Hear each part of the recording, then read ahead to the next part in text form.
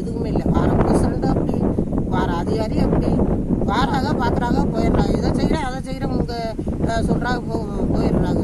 ஓட்டு கேட்க வராங்க.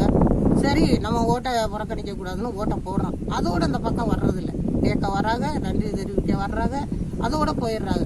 இப்படி இருந்தா அந்த அரசு எங்களுக்கு எதுவுமே இந்த கிராமத்துக்கு செய்யலை அப்படின்னா இந்த கிராமம் இருக்கா இல்லையா அப்படிங்கிறது எங்களுக்கு தெரியவே இல்லை. கண்டிப்பா இந்த அரசு எங்களுக்கு ரோடு போட்டு கொடுக்கணும்.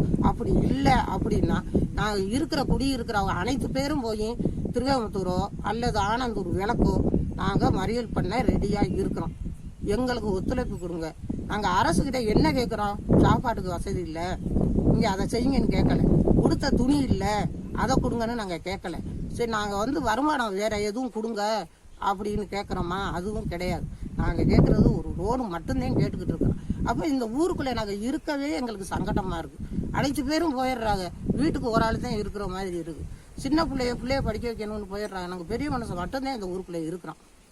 அப்போ இந்த ஊருக்குள்ளே நாங்கள் எப்படி இருக்கிறது? அப்படியே இருந்தாலும் ஒரு காத்தடிக்குது, கரண்ட் போயிடுது.